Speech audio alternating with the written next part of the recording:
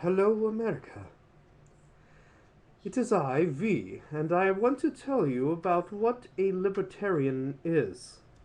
You see, a libertarian is a person who seeks a world of liberty, a world in which all individuals are sovereign over their own lives and no one is forced to sacrifice his or her values for the benefit of others. I know, it's a truly incredible concept, right?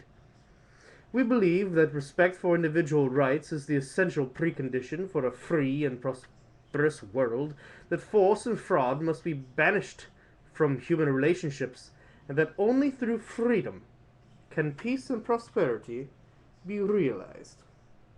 Consequently, we defend each person's right to engage in any activity that is peaceful and honest, and welcome the diversity that freedom brings. The world we seek to build is one where individuals are free to follow their own dreams in their own ways, without interference from governments or, of course, any authoritarian power. Now, you must say, well, that's really different from our principles today. I mean, the government tells you what and what not to do, right? Maybe a little too much. Maybe the government is a little bit too much into our business. That's exactly what has gotten us in this mess we are today. Well, libertarians have set forth our basic principles and enumerated various policy stands derived from those principles. These specific policies are not our goal. However, our goal is nothing more nor less than a world set free in our lifetime, and it is to this end that we take these stands. You see, we, the members of the Libertarian Party, challenge the cult of the omnipotent state and defend the rights of the individual. We hold that all individuals have the right to exercise sole dominion over their own lives and have the right to live in whatever manner they choose, so long as they do not forcibly interfere with the equal right of others to live in whatever manner they choose. Amazing, yes?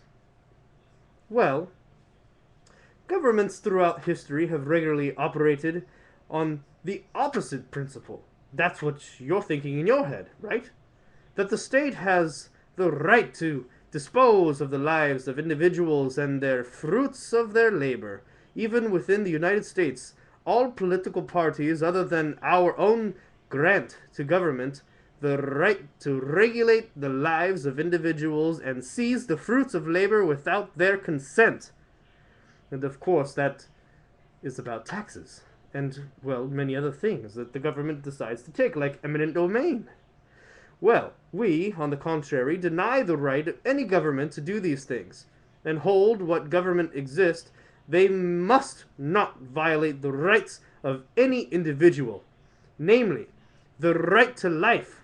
Accordingly, we support the prohibition of the initiation of physical force against others.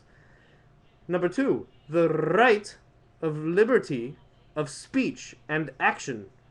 Accordingly, we oppose all attempts by government to abridge the freedom of speech and press, as well as government censorship in any form.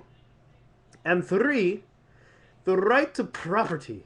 Accordingly, we oppose all government interference with private property, such as confiscation, nationalization, eminent domain, and support the prohibition of robbery, trespass, fraud, and misrepresentation. Well, that's interesting. What can we learn from history? Well, since governments, when instituted, must not violate individual rights, we oppose all interference by government in these areas of voluntary and contractual relationships among individuals. People should not be forced to sacrifice their lives and property for the benefit of others. They should be left free by government to deal with one another as free traders. And the resultant economic system, the only one compatible with the protection of individual rights, is the free market. You see, it's a very simple plan. It's a very simple connotation. The government should not tell you what or what not to do. That's amazing. Goodbye.